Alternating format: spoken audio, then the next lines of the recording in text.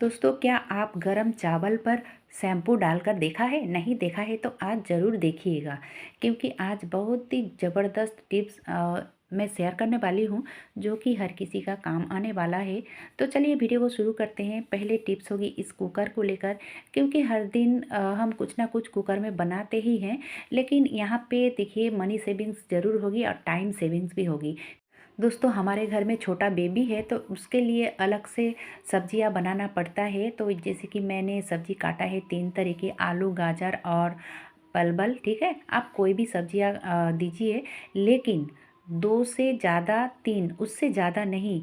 ये हजम करने में दिक्कत होती है अगर आप ज़्यादा सब्जियां डालोगे तो। और उसमें मैंने थोड़ा सा दाल भी डाल दिया है और चावल इसमें नहीं देती हूँ, क्योंकि अगर इसमें चावल भी डाल दूँगी तो ठंड के मौसम में ठंड भी लग सकता है, क्योंकि चावल चावल की जो पानी होती है ना, उसी में बच्चे को ठंड लग सकती है। तो मैं सब्ज़ी को इस तरह से करती हूँ, और हम अपने लिए यानी कि बाकी सदस्य के लिए जो चावल बनाते हैं, उसी से चावल को उठाकर, यानी कि सिजा हुआ चावल उठाकर इस सब्ज़ी में, यानी कि बच्चे वाली सब्ज़ी में मिक्स कर लेते हैं। ठीक है, अब देखिए कुकर में हम सब्ज़ी बनाते हैं, तो इस तरह से आप बच्चे वाली टिफ़िन भी इस कुकर में देकर आप टाइम की भी सेविंग्स कर सकते हो और मनी सेविंग्स तो ज़रूर होगी। चलिए दोस्तों, देख लेते हैं अगले टिप्स। तो अगले टिप्स यहाँ पे प्याज को लेकर होगी, क्योंकि कभी कभी क्या होता है ना कि ज़्यादा अगर प्याज घर में लाया जाता है तो थोड़ा बहुत सड़ने लगता है। अगर सड़ने लगता है तो हम उसको छोड़ तो नहीं दे सकते ना, क्योंकि ये खरीद के लाता है पैसे देकर। तो जब देखोगे कि प्याज सड़ने लगा है तो उसी प्याज को आप अच्छे से छील लीजिए और फिर अच्छे से इसको पोंछ लीजिए। ठीक है, सूखे कपड़े से पोंछ लीजिए। पोंछ लेने के बाद इसको आप कोई भी कंटेनर में रख दीजिए, और जिस भी कंटेनर में रखोगे उस कंटेनर में आप अगर पेपर रख देते हो तो और भी अच्छा होता है। तो इस तरह से अगर आप नॉर्मल फ्रिज में रख देते हो तो जो प्याज आपका सड़ने वाला था वो नहीं सड़ेगा। अब देखिए, ये जो प्याज के छिलके हैं अनजाने में हम फेंक देते हैं। ये जो प्याज के छिलके हैं ना, बहुत काम में आती है दोस्तों। तो चलिए उसी से मैं एक टिप्स आप सबके साथ शेयर करूँगी। जैसे कि आपने देखा 5-6 प्याज की ही ये छिलका है, और उसमें करीब 1 कप मैंने पानी डाला है। अब चलिए इसको बिठा देते हैं चूल्हे पर। ठीक है, तो इसको कितना टाइम बॉईल करना है? तो दोस्तों, इसको ज़्यादा टाइम बॉयल नहीं करना है आपको। करीब 1 से 2 मिनट के अंदर ही ये हो जाता है। ठीक है, 1 से 2 मिनट, इससे ज़्यादा नहीं। ये देखिए जैसे कि ये हो चुका है। अब इसको मैं ट्रांसफ़र कर लूँगी दूसरे बर्तन में, यानी कि ये कटोरी में। और कटोरी में अगर छानने की ज़रूरत है तो आप छानिए, तो मुझे नहीं लगता है कि इसको छानने की कोई ज़रूरत है। तो अब देखिए दोस्तों, इसको मैंने एक कटोरी में निकाल लिया है। ये जो बचा हुआ छिलका है आप कोई भी पेड़ पौधे पर दे सकते हो, यानी कि फेंक सकते हो। अब इसको मैंने ठंडा होने के लिए छोड़ दिया था। दोस्तों, हम सब बालों का तो केयर करते हैं, लेकिन जो स्कैल्प है, बालों की जो स्कैल्प है उसका ध्यान नहीं देते हैं। इसी के कारण हमारे बाल झड़ते हैं, रूसी होते हैं, और भी बहुत कुछ समस्याएं दिखाई देती है। अगर बालों की स्कैल्प में इस तरह से आप मसाज करोगे ना, अगर रात में आप करके सो जाते हो, अगले दिन आप बालों को धो लेते हो, शैम्पू से हो या फिर नॉर्मल पानी से हो, तो आपका जो बालों की समस्या है एकदम से ख़त्म होने वाली है। और आप स्किन में भी लगा सकते हो, क्योंकि कभी कभी स्किन में भी फंगस लग जाती है। तो ये जो प्याज की छिलका वाली पानी है ना, बहुत ही ज़बरदस्त है। आप कोई भी बोतल में रख सकते हो, वो जो जितना पुराना होगा उतना बालों के लिए अच्छा है। चलिए अब देख लेते हैं अगली ट्रिक। तो यहाँ पे दोस्तों मैंने लिया है डेटॉल।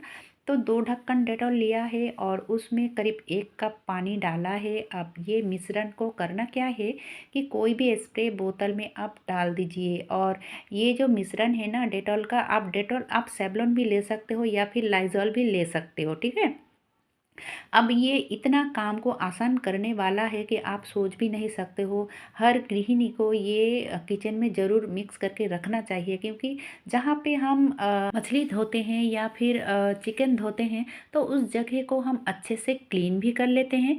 फिर भी दोस्तों देखिएगा, उसी जगह पे आपका जो है ना मक्खी या फिर मच्छर आती रहती है और इसी के कारण हमारी किचन गंदगी फैलाती है मच्छी या फिर मच्छर में। तो क्लीन करने के बाद अगर ये थोड़ा सा स्प्रे कर लेते हो ना, जो मैंने स्प्रे बोतल में ढाला, तो उसको अगर थोड़ा सा स्प्रे कर लेते हो तो आपका घर में मच्छर या फिर मक्खी कभी भी नहीं दिखेगा।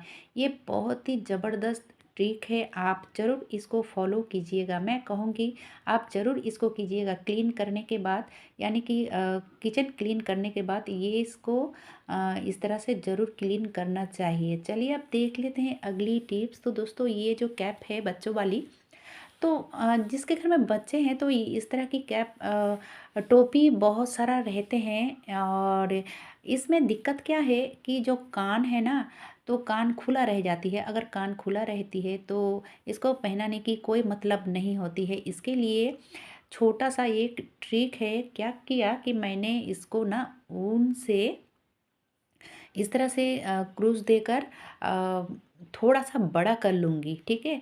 थोड़ा बहुत जिसको ये क्रूज की काम आती है, तो आप ज़रूर इस तरह से इस टोपी को बड़ा कर सकते हो, क्योंकि ये एकदम से नया है।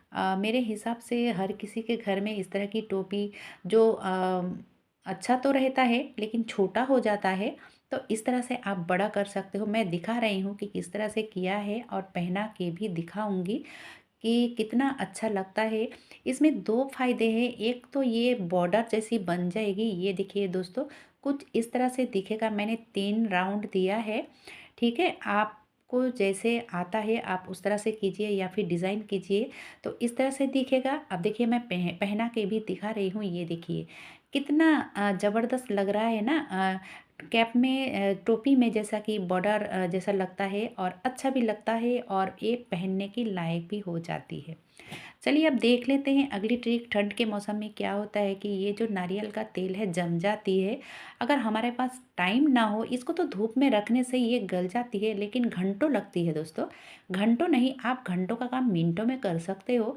ये देखिए, इस तरह से अगर आप 1 मिनट भी रखोगे ना, तो ये इजीली लिक्विड बन जाती है। बहुत ही अच्छा तरीका है। ग्लास में लीजिए आप गर्म पानी, और गर्म पानी में 1 मिनट करीब रख दीजिए और ये अच्छे से निकल जाती है।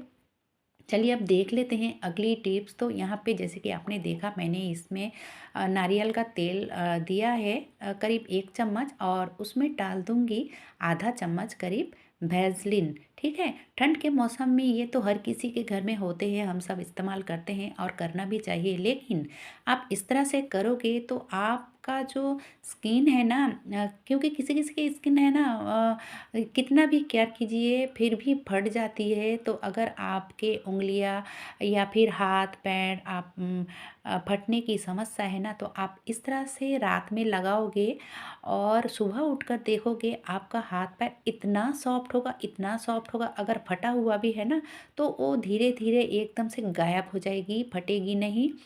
और उल्टा और भी आपका हाथ पैर बहुत ही सॉफ्ट होगा, क्योंकि नारियल का तेल भी हम इस्तेमाल करते हैं स्किन के लिए और वैसलीन भी। अगर दोनों को एक साथ मिक्स करके आप करोगे तो बहुत ही अच्छा रिजल्ट मिलता है। चलिए अब गरम चावल पे हम शैम्पू क्यों डालना है, सॉरी दोस्तों, गरम चावल पे नहीं, हम यहाँ पे जो चावल धोने के बाद जो ये पानी है ना, ये बहुत ही काम की है। पानी बहुत काम में लगा सकते हो। तो पहले वाली पानी, यानी कि पहले जब हम चावल को धोते हैं, उसी पानी को मैंने एक कटोरी में लिया है, और उसी कटोरी में, यानी कि थोड़ा सा 1 कप से ज़्यादा होगा, ठीक है। अब उसमें डाल दूंगी शैम्पू। आपके बालों के लिए जितना, जो भी शैम्पू आप इस्तेमाल करते हो, जितना लगता है आप उतना इसमें डाल दीजिए। अब डालने के बाद करना क्या है, इसको मिक्स करना है। इस तरह से अगर आप बालों में शैम्पू करोगे ना, तो आपको कंडीशनर देने की कोई ज़रूरत नहीं होगी। यहाँ पे मनी सेविंग्स ज़बरदस्त होने वाली है, क्योंकि कंडीशनर की कीमत भी ज़्यादा होती है और हम लगाते भी हैं। तो अगर हम फ्री में पा लेते हैं, फ्री में करने की चांस मिलती है, तो क्यों हम कंडीशनर खरीदें, है ना। और बाकी जो पानी है ना, ये चावल की पानी तो आप पेड़ पौधे में भी दे सकते हो। दोस्तों, कौन सा टिप्स आपको सबसे अच्छा लगा ज़रूर हमें कमेंट बॉक्स में बताइएगा। अगर वीडियो ज़रा सा भी कहीं पे भी अच्छा लगा है तो एक लाइक ज़रूर दीजिएगा, और जो लोग नए हो चैनल पे सब्सक्राइब भी कीजिएगा। आज के लिए बस इतना ही, धन्यवाद।